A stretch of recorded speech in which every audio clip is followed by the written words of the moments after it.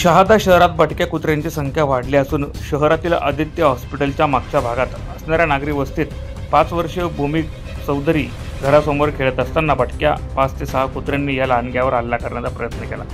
मात्र परिसरातील नागरिक वेळेत घटनास्थळी पोहोचल्याने मोठा अनर्थ टळला आहे। शहरातील भटक्या कुत्र्यांनी नागरिकांवर हल्ला करण्याच्या घटनांमध्ये वाढ झाली असून शहादा नगरपालिकेने भटक्या कुत्र्यांचा बंदोबस्त करावा अशी मागणी शिवसेना उद्धव बाळासाहेब ठाकरे गटाचे जिल्हा प्रमुख अरुण चौधरी यांनी केली आहे।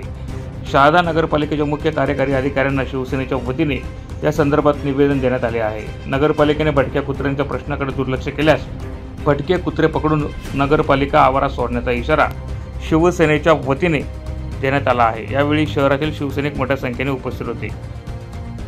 आज शहादा शहरामध्ये जे बेवारस कुत्र्यांचा हैदोस झाला आहे त्या संदर्भात शहादा शहर शिवसेनेच्या वतीने माननीय मुख्याधिकारी पिंजारी साहेब यांना एक निवेदन देण्यात आलं आहे शिवसेना उद्धव बाळासाहेब पक्षाकडनं। कारण की या बेवारस कुत्र्यांनी एवढा हैदोस माजवला आहे। कालची आदित्य हॉस्पिटल मागची घटना सांगतो मी। एक भूमी चौधरी नावाच्या एक आमच्या लहानशा पोरगाच्या याच्यावरती बेवारस 4 ते 5 कुत्र्यांनी एवढा बेकार अटॅक केला असता सुदैवाने तिथे जागृत नागरिक आले म्हणून तो पोरगा वाचला। या कुत्र्यांचे बंदोबस्त झालाच पाहिजे या संदर्भातलं एक निवेदन माननीय मुख्याधिकारी पिंजारी साहेब यांना देण्यात आलेले आहे।